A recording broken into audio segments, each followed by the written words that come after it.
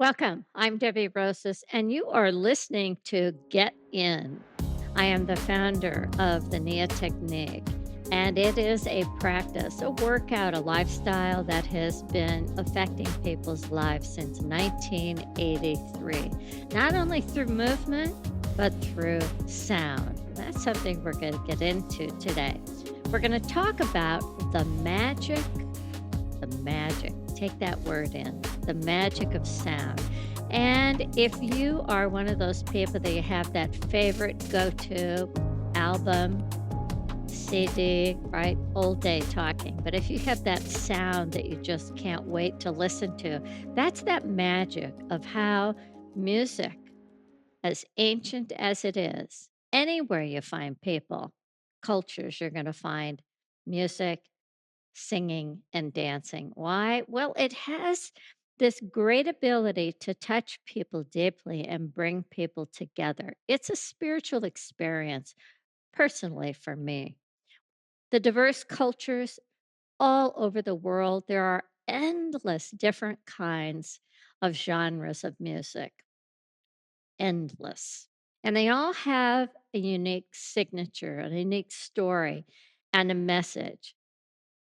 I know when I used to listen to the music that my parents loved from World War II, I said, gosh, when I hear the music, I'm hearing a story of that generation, kind of like its own language, its own tone, its own frequency, and its own pitch. And today we have our own sound, tone, and pitch, some of which I like and some of which I don't like. And that's part of the beauty of music as well. We can like it, we can dislike it, we can find that thing that turns us on, that makes us wanna sway our tailbone, kick off our shoes and dance, or just lay down and listen and relax. So sound music, it plays an important role in our life, not only for enjoyment, but also for our health and well-being. I view sound as something that plays us. We're the instrument. Sound, there's a word, not a Brahma. Everything is sound. Sound moves through us, it plays us, it plucks on the strings of our hearts, it dances in our brains. And as I said, it gets you to kick off your shoes and dance around. One of the things that's so powerful from a healing perspective about sound and music is how it's organized and how it can be used for healing to stimulate our cells, our tissues, even certain keys affect an organ.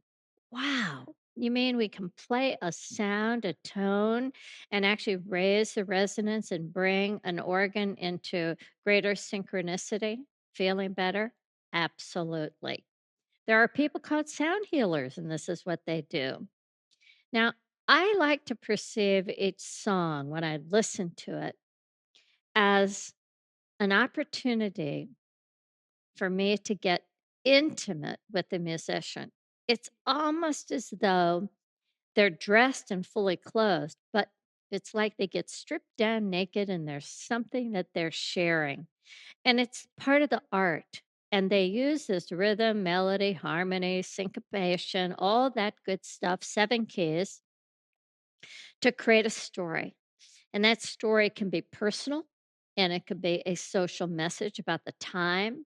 It's conveying a story about the and it's a story that is told out of time, consciousness, life force energy, creativity, right? And then this beautiful thing that we call sound and music. Now, having been somebody that it took a while for me to get into my body. Let's say living in my body as a child was not something that I wanted to do. I didn't think it worked right like everybody else's. I certainly was told that my mind didn't work right. But there was something about vibration and energy that I knew. I just intuitively knew it. And I observed how my body responded more not to words, but the resonance and the sound, whether it was a bell or a horn or a violin, I felt affected in some way. I wasn't so tuned in that I could tell back then how my lungs were affected by certain keys and sounds, but I've trained myself to do that so that I know when I need to cry, I can put on Edward Scissorhands and it's going to knock me right in there. And I use it for that healing benefit. I was blessed at a young age to play a musical instrument, the flute. I played both in the marching band and also in the orchestra. My favorite piece was Overture 1812. I just loved it. Still to this day, I just get chills. Back then, I think it was seventh grade, I never heard anybody talk about the science of sound or the effect of music on my brain and on me as a human being. I don't know that they even knew about it then. I'm 73, so you can go back when I was in seventh grade. It was a long time ago. I just don't think, as educators, the idea of neuroscience, the brain, and music was something that was connected. And if it wasn't talked about. But I felt the effect of it. As a dyslexic child, I couldn't explain what I was sensing, but I sensed that thing that people told me I didn't do like everybody else think. As a dyslexic child, I just sensed that when I listened to music, the kind of thinking that was going on was something that just made me feel smart. And it made me feel like I was achieving some sort of academic achievement. I just felt like I could do it. I could do music. The connection between academic and achievement in music is something that has been talked about through history. Catch this. Here we go. Thomas Jefferson used music and his violin to help him write the Declaration of Independence. When he couldn't come up with the right words, and gosh, I get this, music helped him get his thoughts and his brain on paper. Now, I think that that's what musicians do. They get their thoughts and their brain on paper. A poet hears words. Well, a musician hears the poetry of sound. Albert Einstein, well, one of the smartest people in history for sure, he also played violin. His mother brought him a violin in grade school, and he attributes his intellect to his ability to play Mozart and Bach on the violin. Probably so. His friend G.J. Withrow said Einstein figured out problems and equations by improvising on the violin. So, flash forward today, and we've got music, we've got neuroscience, we've got a little more of science and education coming together and technology, MRI, PET scans, MRI imaging. All of this has helped us greatly understand the effect of music on the brain. Now, I think we can all agree the effect of music can make us happy, sad, agitated, all of those things. But having science to tell us what's happening in the brain is really important. Now, I didn't know as a child when I was playing the flute and I was having struggling with reading words but not reading music that I was developing and growing my brain, and that through music my brain, which I didn't think worked like everybody else's, was actually processing very complex information. Well, this made me feel so good when I realized that. It's like, well, I am smart. I can think. I just do it a little bit differently. I sensed this different kind of thinking as certainly as I guess I would say an enhanced neuronal arousal and communication. My brain kind of lit up. And I did sense that it was more like my left brain and right brain was communicating. I'd been told your right brain is great, your left brain's a little slow. But all of a sudden I felt that those two sides of my brain were communicating. And I realized then that sensory learning was my way to learn. Senses, hearing, smelling, taste, seeing, touch. The senses were my way into my body, into the Debbie body, and into the way Debbie learned. Well, that sensory learning became something that helped me also enhance memory. Instead of memorizing things, embodying sensation, just like when we listen to music and our brain picks up and maps the tone and pitch and key in a part of the brain called the tonotopic map in the brain. So I don't have to pull up the sheet music to sing happy birthday to you. It's just there, right? That memory is there.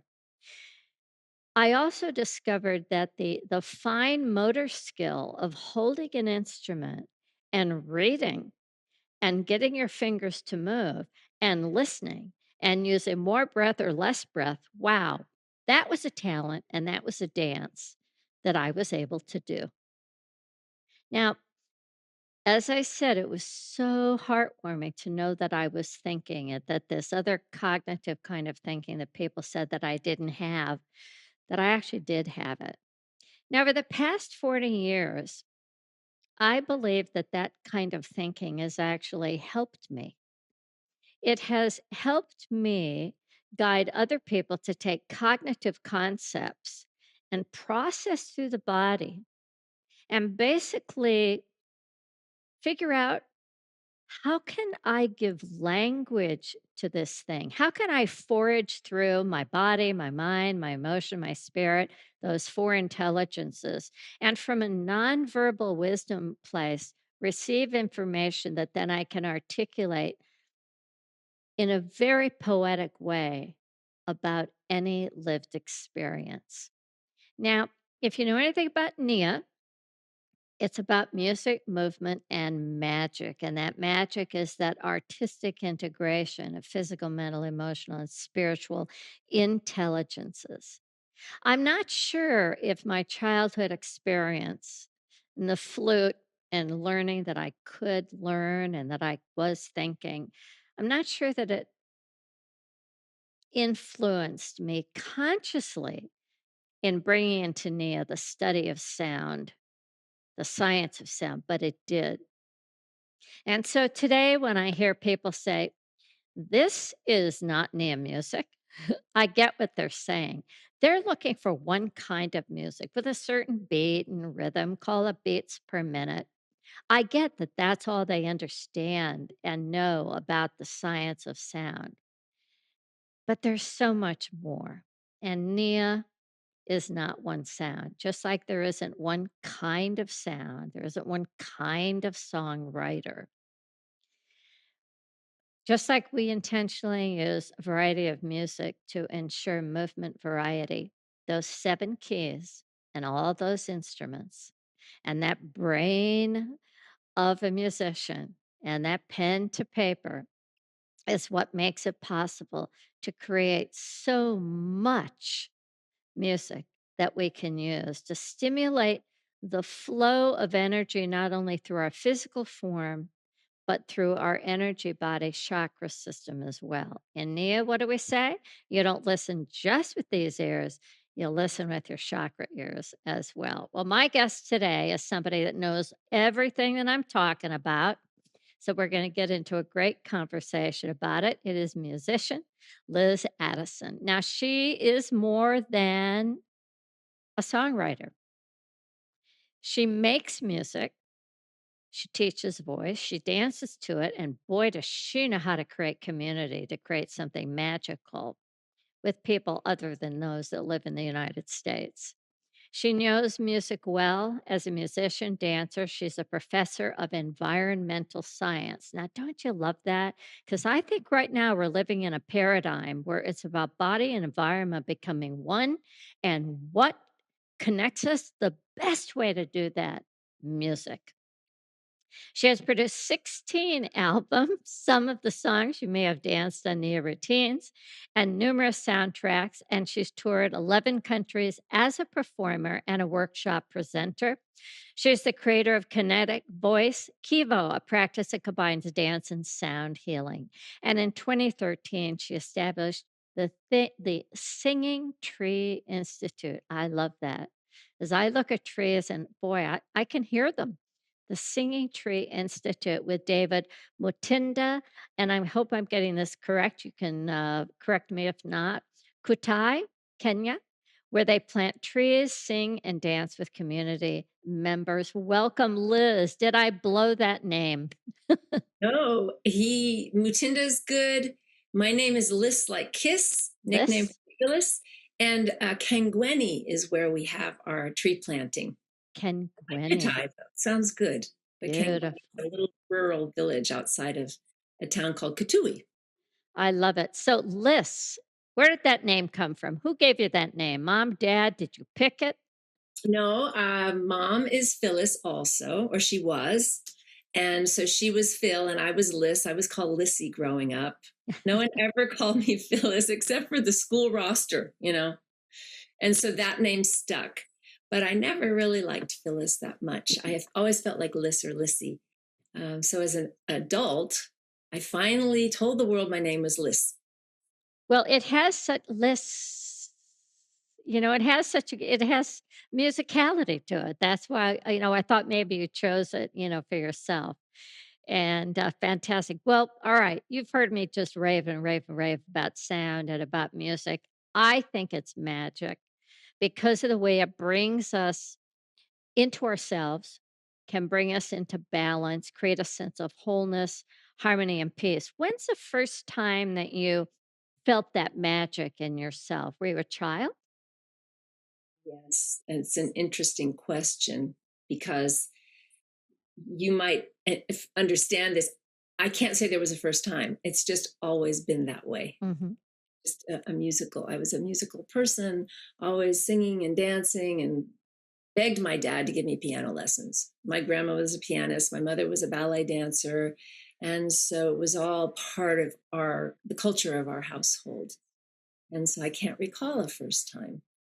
So you had music was a part of your house. In my house, honestly, we didn't have music other than the radio. We didn't have a record player until I was in high school. So music was not a part. So tell me about what was that like growing up with the music? Well, it's really cool because you were talking about the musicals, and I grew up with the musicals. And then when rock and roll came, I'm the youngest of four. So when the Beatles came out, my siblings, we were in the Bay Area, part of the whole 60s movement. And so I listened to records constantly, and I knew every word of every song and all that. And I was thinking about when you were talking about swing, because I was in an a cappella swing trio for 20 years also. I'm kind of a closet swing singer. And when you talked about the wartime, my parents were also World War II era parents. I was thinking, he was a famous trumpet man from out Chicago way. He had a boogie style that no one else could play. He was a top man at his craft. And I'm like, That's no, one of my favorite Bette Midler renditions. Yeah. did that. And I was thinking it was the Andrews Sisters, and I've been thinking about it all morning. So I'm glad I had a chance to sing it for you. But I got stuck to the unsinkable Molly Brown, all the Broadway musicals. Then it slowly morphed into rock and roll. I think it was then when the Beatles brought in Indian music. Okay, right. George Harrison studied with Ravi Shankar, and they brought in, it was this the spiritual combination of Indian music and the Indian philosophy of the time. But also, there was a song, I was raised Unitarian. Mhm. So, Jewish father, Christian mother, right? So they chose Unitarian. And there was this song, lyrics were, my thoughts are as free as the wind or the ocean, and no one can see their form or their motion. No hunter can find them, no trap ever bind them. My lips may be still, but I think what I will. And so between this cosmic feeling of music and the social commentary of music, because that was happening in the 60s too with Bob Dylan and the Doors and all my favorite artists, there was something that just hit me, and I wanted to be a songwriter. Yeah. Well, what a great way to be a pacifist, a revolutionary, to have a voice. I mean, it's such a beautiful way. There's my dad was Jewish, my mother was Episcopalian, so I grew up, and I had a grandmother that was Christian Scientist. So it was a real mix of religion. Did religion in any way play a role in your development as a musician? I chose it. Yes. It did. Our household was intellectual. My mom was an artist, brain. My dad was an intellect as a surgeon. And so, truthfully, our house wasn't spiritual enough for me. Okay. So at 15, I started looking around, and American Indian spirituality, Zen Buddhism came in. I saw Robert Monroe when I was 15 at the Oh Unitarian my Church. He did gosh. out of body experiences, Oh right? no. And I was having all these trippy experiences I went to a prep school. And so it was very nature oriented. And um, I like to say sex, drugs, rock and roll, and hard academics. That was kind of where my prep school was.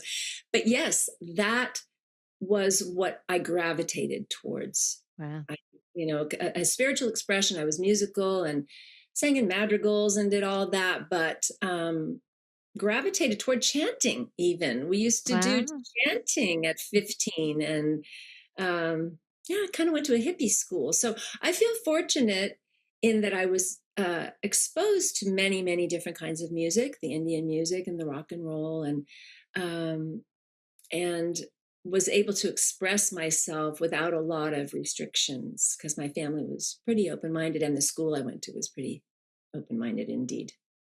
Well, so for our listeners that don't know, Monroe, the Monroe Institute Journey, I think the book's called Journey Out of Body, Journeys Out of Body. Fantastic book. And there are certain protocols and exercises and things that you can do to transition dimensions. But the cool thing about music is it can feel like an out of body experience, but so much like an in body. And explain that if from your perspective. What's that like for you, the out and the in at the same time? Well, music being vibrational is extremely body centric because we Mhm. feel that in our bodies. But of course, we also feel it in the energy body too, with the chakras being receptive to vibration, color, light, sound. Mhm. So to me, it's a perfect kind of a blend or a marriage or a pathway to experience the non physical and the physical simultaneously. Yeah. And I think it depends on where we put our attention. If we choose to call or invoke spirit through chanting, through mantra, through a particular sound or a particular chant or even a liturgical song, we can spend more time on the other side in the spirit realm because you're so good with intention, Debbie. We're intending to connect to spirit and to call spirit in. Yeah. Conversely, if there's a groove, like these African rhythms and even some of the good DJ beats, Yeah. I can't stop. I'm up dancing. And Yeah. everybody knows that about me. It's like, oh, there she goes. So it's this wonderful, to me, it's just such a sacred high art form because we get both. We get the spiritual, the metaphysical, maybe the ungrounded, but also the very grounded and visceral and earth based, earth connected rhythm. And you know that with the African drums, it's the calling of the spirit. The American Indian drums, it's the calling of the spirit through that rhythm.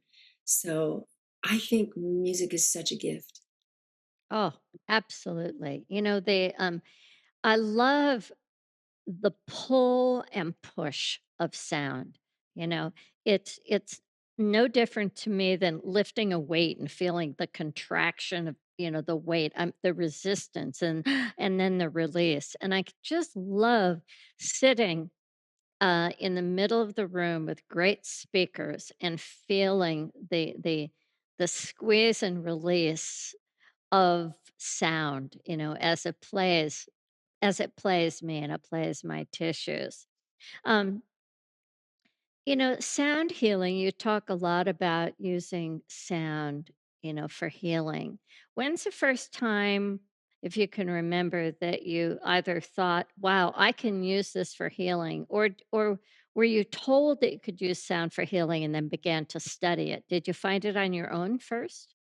I did so many of these things. They appear or I channel Uh-huh. them, they fall into my head. And then I have to go about a process of study to Validate. understand what I've received exactly. And that's one of the reasons I've traveled so much around the world, and especially to Africa and to the indigenous traditions, to understand this awareness of the sound and movement being a seamless aspect of the body's expression. Mhm. You know, in our culture, we separate the voice so much from the body. And I would feel stuck behind a keyboard or a microphone if I wasn't dancing Mm. as a performer. But conversely, if I was just dancing, I'd want to make sound. So to me, Right. it's like, there she goes again, you know, that she's making the noise, or look at, she's dancing. It's really hard to dance when you're sitting behind a keyboard. So um, I experienced these sound healing nights. It was like 35 years ago or 33 years ago. And I was invited to do a sound healing night.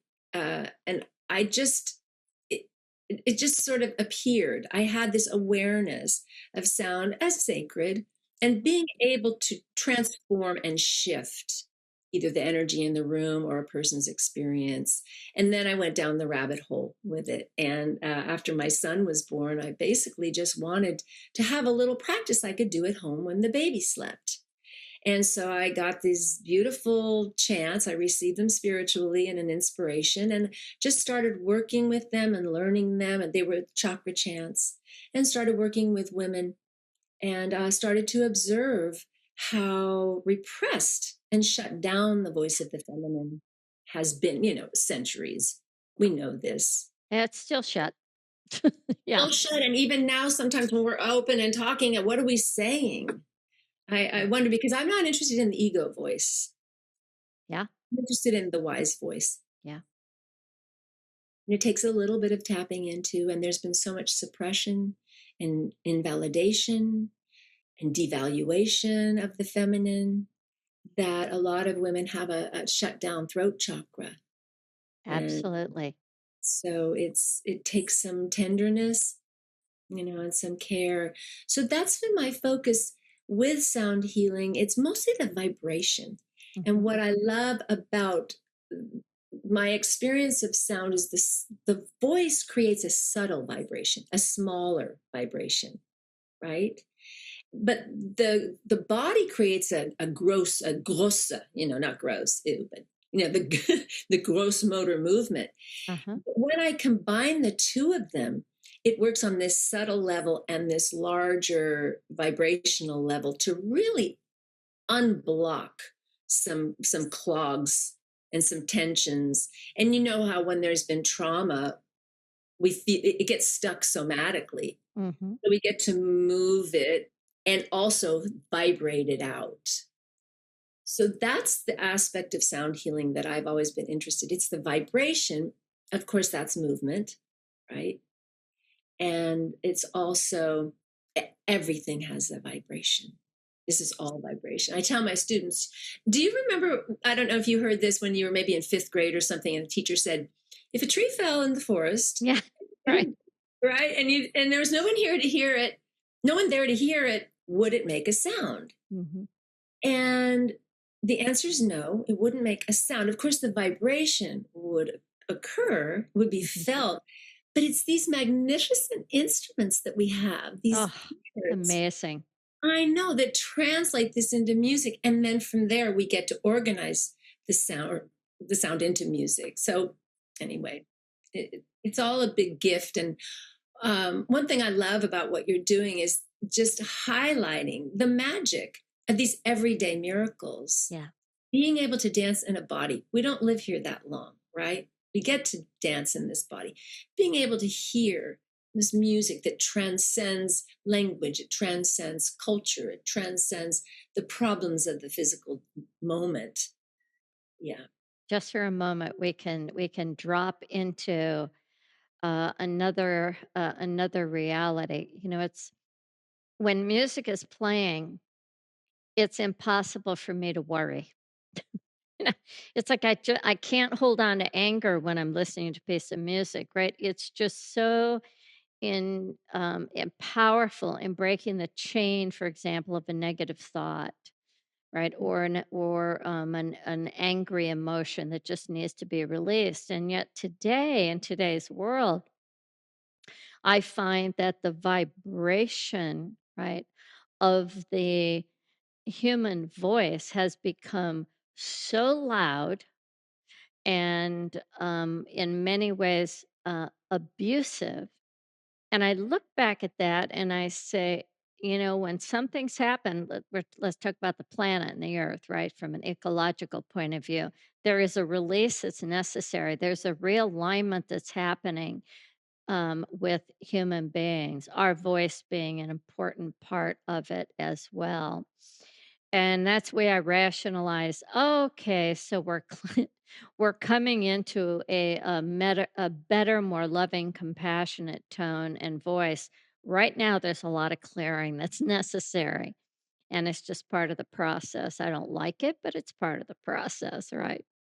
They sort of like the octave and the frequency of the human voice is on a pitch that makes it a little frightening, and sometimes even to listen to the news, you know, So which is it's digitized. It's so digitized. What we're listening to now, we process our voices so much, and a lot of times people aren't even really singing. They're playing a keyboard that has the voice recorded, but yeah. it's all very digitized. All of our voices are perfectly tuned, and I I miss sometimes I just miss that warmth. Just the raw human voice without anything but just a voice and a guitar, a voice and a piano. It's so beautiful. It's so pure. And it feels primal. I miss the primal resonance when something is so overworked. I agree with you. I actually had a backlash to that. I've been doing electronic music for many decades. I got Mm, my master's in electronic music in the 80s, kind of before it was a thing. yeah, It was still very experimental and everything, but I did love all those timbres, and it does help for creating transcendent music, right? To have all of hmm, that. But absolutely. after my last trip to Europe and Africa, and with all the AI Yeah, happening right now, and the possibility of some AI app making music, I had a reaction, and I just I did a concert just 3 weeks ago that was completely unplugged. I sat at my piano, oh, I lovely. played, had a violinist, my husband played bass, we did singing bowls, I did tambura, and it felt so refreshing and, kind of old fashioned. It's like the same experience of let's go for a walk in nature. Let's get out of the electrical lights, out of all the paint and let's get out and feel the molecules moving. And when I am listening to an artist in that raw state, it feels the same thing. It feels the same way to me. I agree. And I had an experience. It was so lovely. I could feel the wood in the piano. And when the violinist came, I could hear the wood Yeah. in the sound of her playing. And, that's horsehair. The bow is still horsehair. Yeah. And it was so visceral and refreshing and lovely and tricky, because I had to take all of these pieces I had arranged on my computer and condense them. I literally wrote them out by hand. I again Wow. didn't want to print the score from my computer. I made arrangements. I wrote them by hand. So there again, pencil to paper. And I felt like this is where I started as a Yeah. kid. Yeah. When Yeah. I was 11, my first piece of music, I wrote it, by hand on a piece of paper, and it felt good and kind of connected me to the great composers again. I'd sort of forgotten. Absolutely. I'm at a computer a lot like the rest of us, but it felt really good to, as you said, feel the nature in the music through the wood and the horse. Well, Bruce Lipton, author of Biology Belief, says that we inform the cells, right? We inform the cells, how they respond. And no separation. You walk in as a musician, but you walk in with your 50 trillion cells resonating a vibration. And if that imprint and that vibration has become something from pen or pencil or typewriter, it's a different resonance, right? Or now, beyond the typewriter, now into the keyboard on your computer, it's a different electrical charge. But again, that organic nature of pencil, the carbon of the pencil and the paper, it's different. And then your eyes looking at that and transmitting. It just, as I say, small things make a very big difference. I agree. I work in the Akashic records, and when I take notes from the Akashic record keepers, I write by hand because I embody it. Yeah. If I'm typing, it's just not really getting into the body. I need to have the movement. The flow, it's the flow versus the it's that versus the flow, which has, more of a feminine quality to it.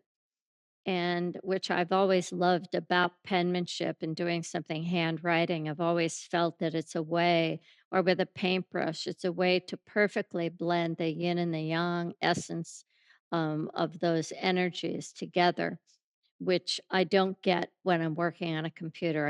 It's very, very yang, and I can't wait to get to get up and breathe and move a little differently.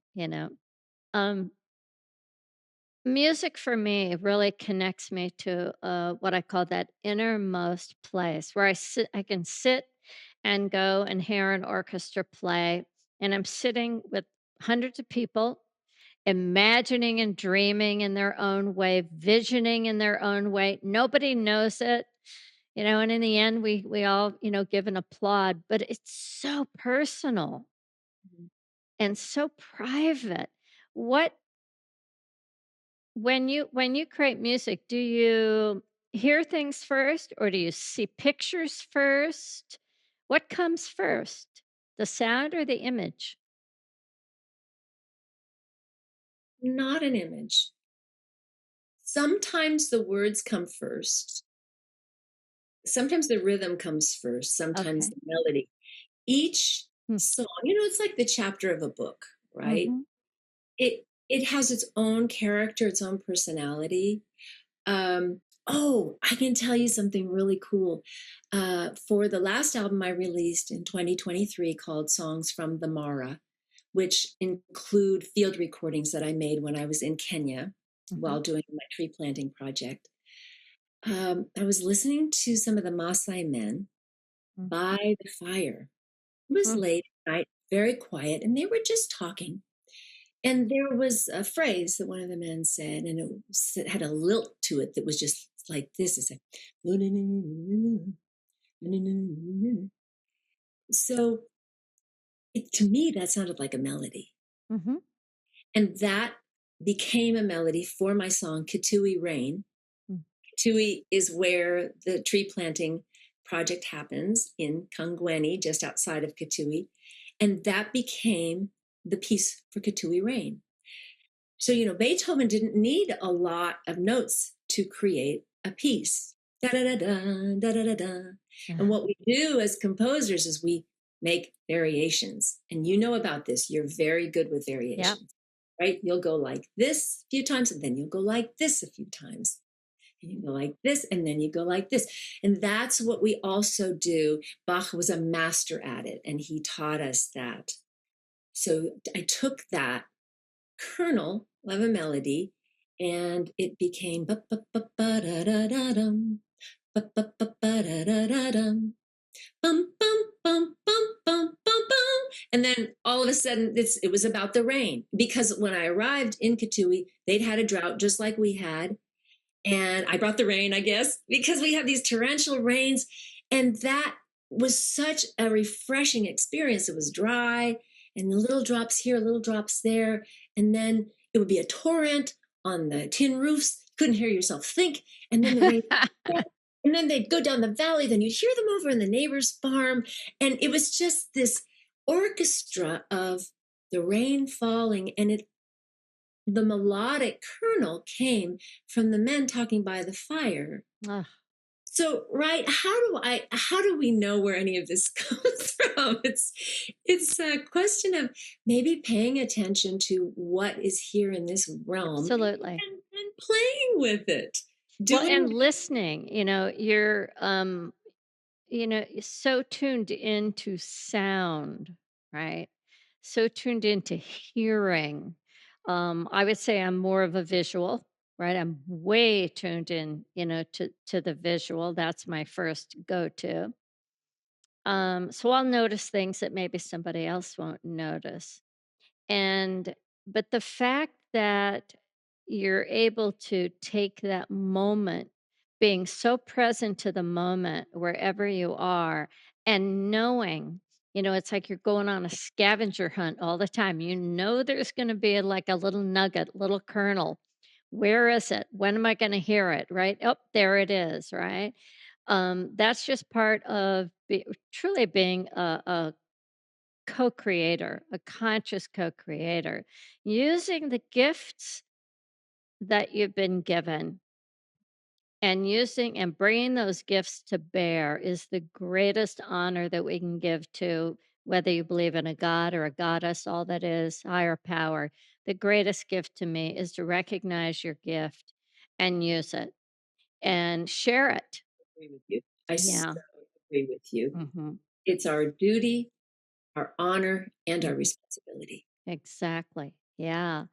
Um, are there parts of you that you feel were hiding that music has helped you bring out?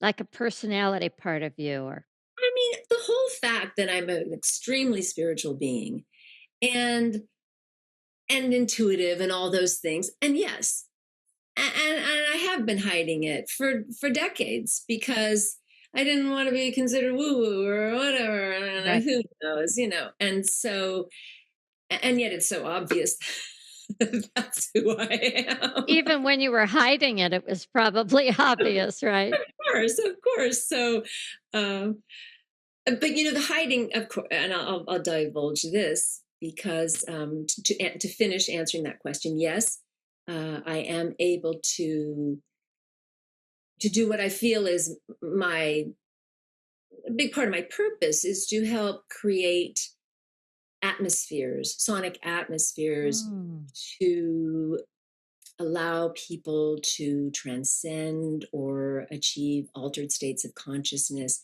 the realm of light, right? To have something of beauty to concentrate on and to focus on in this very difficult, dense school that we live in yeah. with all of its traumas and travails. So, yes, I feel that gives me a pathway to serve and to offer. So that's very helpful. Yeah. The other Art piece art of is arts are such a beautiful door that opens up to bring those deeply personal and maybe elements that in some past lives we're afraid that it'll happen again. I might get burned at the stake again if I expose this, right? And it's real. it I is, have and felt that so many times. yes, and so many women are here right now are dealing with that, Mhm. and also helping to clear the ancestral lineage for their families, to Yeah, clear a lot of that pain and trauma. yeah. Well, it's a woman's work is never done, right? That's true. Right. So I know that you really what is it that you love about getting a community of voices together, whether it's laughing or humming or chanting? What is it about that experience? It's really free. It's really fun. It's not inhibited. I so often I see, even on the news, people are like talking about some really horrible thing and hard, barely moving their I know. lips. Good Like, eye, oh my eye. gosh, some horrible thing is happening. There's no emotion or I just feel, in our culture, not everybody, but the theme of our culture has been repression. I mean, this is Yeah. a puritanical society that we Yeah. live in. And so there's this kind of built-in repression, and there's a freedom that comes with, I don't know, to me, I Yeah. just liberated and it's fun. Also, I've done a lot of research about this.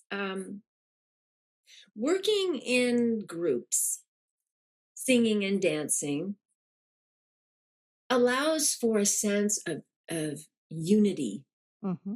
and allows for a feeling of belonging. So we create a little community right there, and we're singing and dancing.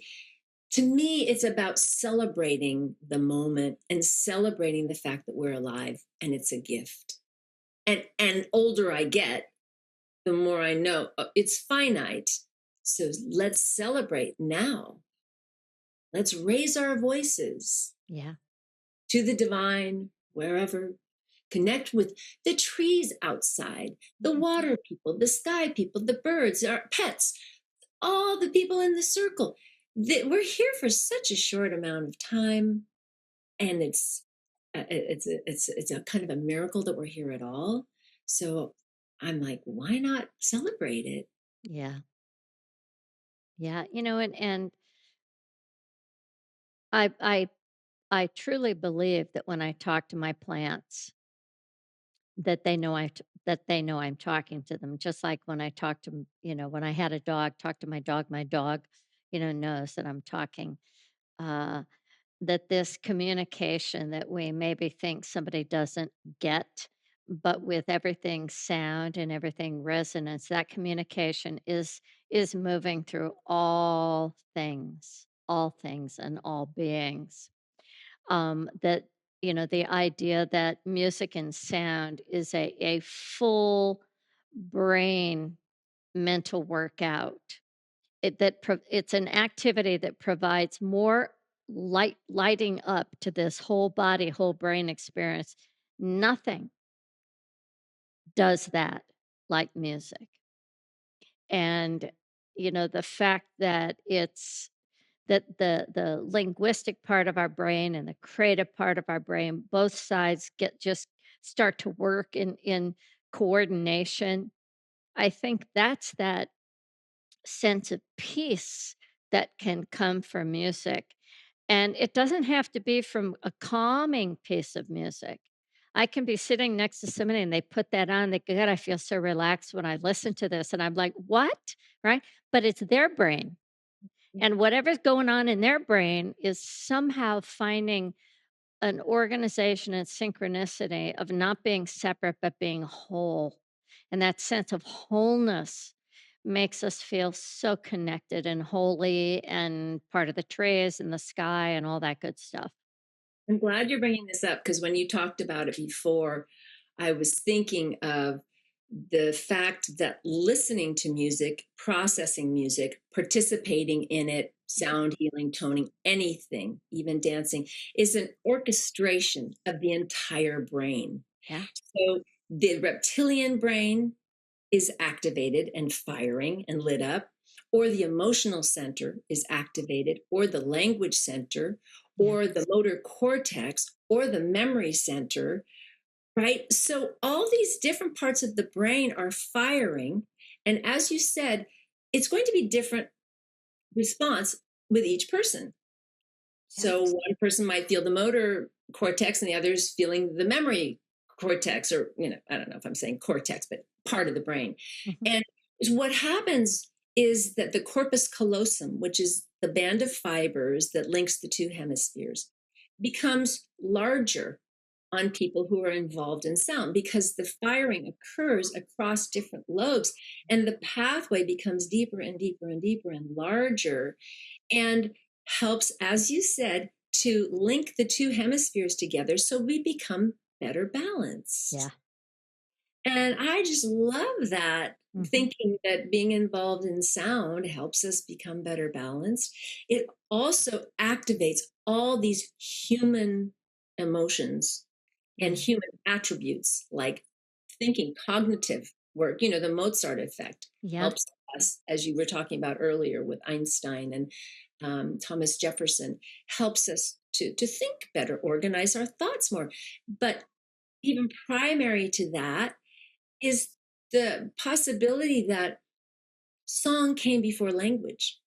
Exactly. Mhm. So just like a bird, we used to have a song to call a mate. And it's probably Yes. why we have so many love songs, is it's like a primary, primal thing that we do. So yeah, what an amazing way to kind of light up the brain just listening to music. And as you said, it's going to be different for each person. Each person will respond differently, and each person will like a different kind. And the language associated with a time in life, you know, World War II, thinking about what the words conveying the story of what was meaningful and important, right? And the purpose of that music for whatever reason, it had purpose. And today when I listen to a lot of the music, I find the stories unhealthy, Mm, the message unhealthy.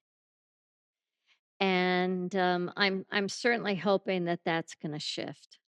me too.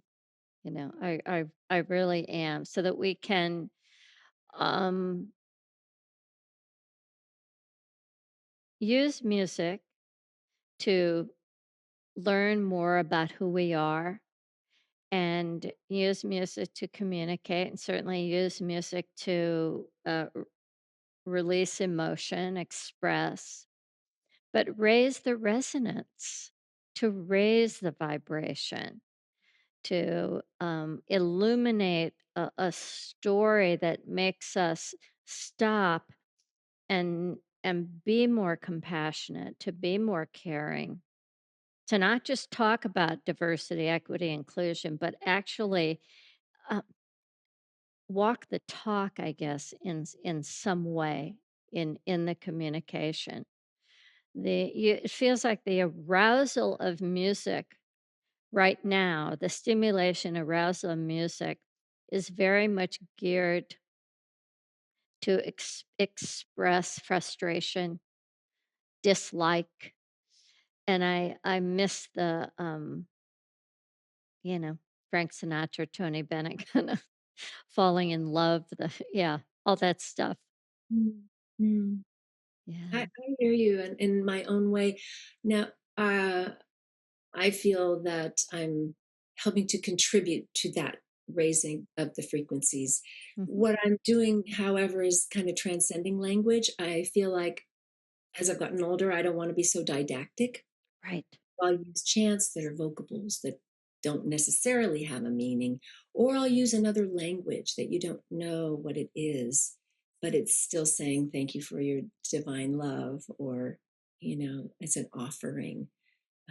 So I find that I agree with you very much. The words that are being put forth in the collective right now are not always the healthiest.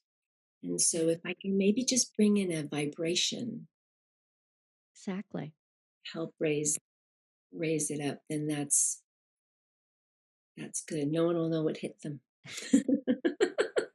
All right, so we're gonna play a little game. I'm gonna say a phrase, and then you just whatever comes out of your mouth. It's like a Rorschach test with Yeah, words. yeah. Okay. Okay. Sensory IQ, Magnificence, physical liberation of vibration, happiness, finding your personal sound, good work, finding your personal tone, honorable work. sound and joints in the body, Ooh, ease that stiffness. voicing the divine, Daily practice. conscious singing, Happy making. vowel sounding, Fun. sound as tool, Daily life. sound based movement. Honorable practice. Beautiful. Are we done already? I want to do more. That was fun. Do you have has there been a muse in your life? So, by when I think about music, if I could achieve that, Oh, wow. Oh, I wanted to change the world with my music. I did. oh, I'm there with you. I did. I want, like the Beatles or like Bach or um that's such a big thing. So I just realized that it's important to be true to myself and keep having music be a spiritual practice. And as I said, contributing to helping raise the consciousness and the frequency of our earth by creating music of beauty and being very honest with myself. If I think, oh, it's not good enough, don't put it out yet. Go back and work harder. If it's not quite right, don't do that, because in the past, if I did, I wasn't happy. So be very clear and take time and have with my choices and honor those choices um, and know that I'm doing my part. I'm not going to be like Beethoven and Bach, but doing my part, and that's Has there been a moment of disappointment in your journey that you have not been able to let go of? mm, well. When I was 50, actually, there have been different points along the way in Mhm. where I was like, oh, being a musician is hard. Yeah. Yeah. I mean, even if you're touring and you're on the road, or making a lot or well known, or it's a difficult business. It's very commercial, and so there were different junctures which I felt, oh, I'm not a commercial artist. I don't want to prostitute myself like this, da da da. And then I wanted to stop and be an environmental lawyer, or go back to school, and like I should just do that aspect because I love that as well. And then Mhm. it would always come around, who are you kidding, you're an artist, just keep at it, just keep at it. That was always the message I got. When I was 50, though, I almost gave up. And I told my husband, I said, and we were going to have dinner with the kids. And I said, it's just too frustrating. I'm Yeah. 50 and I'm not where I want to be with my career. And he said to me to never give up. And we had dinner with the kids. And I said to them that I have a son and a daughter. And I was going to give up. And dad said, don't. And he's right. And I said, never give up. And that was the year I got put on the map. That's the year I became Lis. I told the world I was Lis. Lissy. It's like I appeared. And that Song of the Tree album came out. And that's the one that put me on the map. And since that time, my career has just flowered. I also think it was a time, well, that I also gave it away, Debbie. I gave it away Yeah. for, I've for a brief moment, too. yeah. Yeah. I've done it. I know what you mean. Yeah. I'm sure you know So the that. commitment, I've I mean, I could count. I can't count all the times I've said that's it, I'm quitting. And that comes from forgetting the intrinsic motivation, the meaning and purpose behind why I'm doing what I'm doing. And I begin to look outside and believe that the external representation of numbers or people's comments or what somebody's saying on Facebook, that that's true Yeah. and that is a measurement of who I am or a measurement of my success.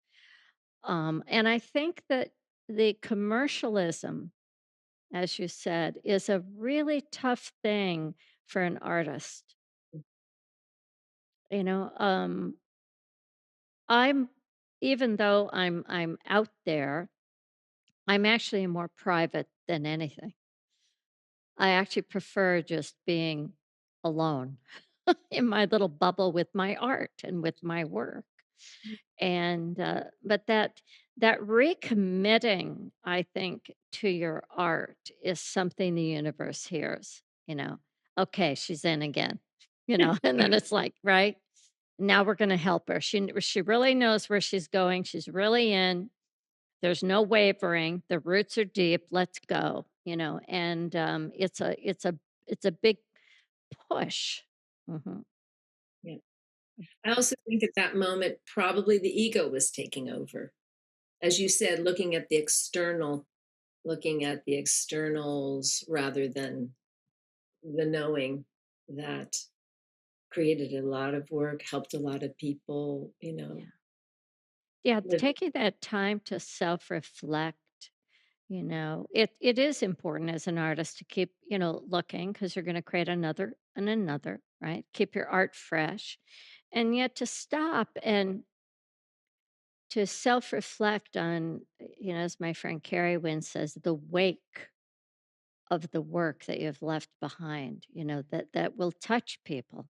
That music, you'll be gone, and that music will continue to touch people and change their lives. And they'll move to it, and they'll dance to it, and they'll listen to it, and they'll chant to it, and you'll be up in heaven saying, "Isn't that cool?" Look at that. It's still there. That's a great thing. It's a great thing that you've done to share your gift. And I know that as a neo dancer, I've been able to benefit on the dance floor and watch students benefit on the dance floor to your beautiful music. And so, thank you for who you are, and thank you for the work that you've done, and the planting of the trees, and the chanting, and the traveling. It doesn't go unnoticed. By me. And as a woman, I really know the sacrifices that you've made. Um, and they may not be like mine, but they're sacrifices when you're a mother and you're a wife and you have a business and you have an art. There's a lot of exchange that happens. And I'm glad you made the exchange. I'm glad you didn't give up. Thank you so much for saying those kind things, Debbie, and for inviting me here. And of Yeah, course, I feel the same. You have made such a absolutely. tremendous contribution to the world and the community. And so thank So, you. where can people find you? Where can they contact you to get your music and to study with you? I have a website, which is my name, lisaddison.com, Lis with an S. And I have quite a few offerings, such as private sessions, either with vocals and movement or the Akashic Records. I have workshops that I offer around the world and at home in the Bay Area. And I teach at the Sound Healing Institute. So you can also come to my programs there. That's the Globe Sound Healing Institute. And I also have an entire facilitator program if you're interested in that, the chakras, and I call them signature steps. So each chakra has a vocalization and 5 signature steps. So we have chakra chants and body chants, and then we also honor the earth, air, fire, water, 4 directions, body, mind, spirit, emotions, and that's a little more ceremonial in that practice, and that's called Kinetic Voice. It's my KiVo practice. So I am also working on a new album. I don't know what it's going to be yet, but it's coming soon. And I'm looking forward to seeing what it's going to be. because Right, they, you're letting it birth itself. Yeah, yeah, and they all have their own character and mhm. they're all a little bit different. And so I have to wait and see how this one wants to emerge. And that's that beautiful feminine spirit and energy, allowing for the right time, allowing for the forming of the art instead of pushing it out when it's not ready. And they don't come out until they're ready. No, they don't come out until they're ready.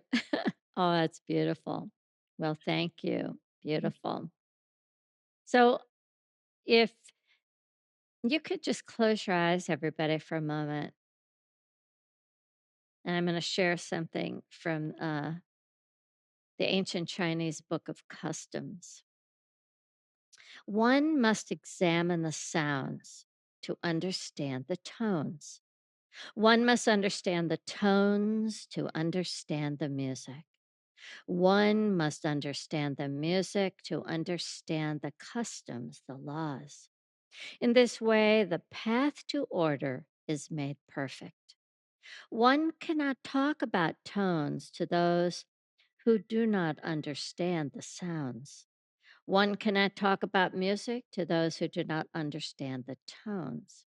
For he who understands music will thus penetrate the secrets of the customs.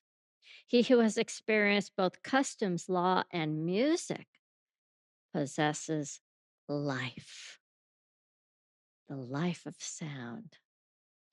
All right. I want to thank you so much again, Liz, for joining me.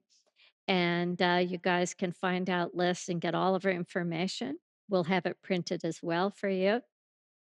And I thank you for jumping into this conversation and get into yet another part of what it means to be human.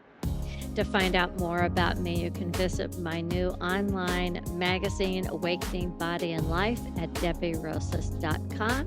There you can browse and read, and you can sign up to receive inspiring body and life wisdom every single week. You can also find me on Facebook by searching Nia, and on Twitter or Instagram at Nia Technique. And on nianow.com, find out about classes and teachers and training. And then I invite you to go to niaondemand.com. You can receive 2 weeks free to experience Nia, the movement art. There are short and long workouts, meditations, and more podcasts. Lots of stuff so that you have movement at your fingertips. Anywhere, anytime, you can move to feel better. And thanks again. Don't forget, this is our time to get in, have a conversation, make a difference, and raise the resonance in the world for ourselves and for our planet. Thanks so much for joining me, and I'll see you next time.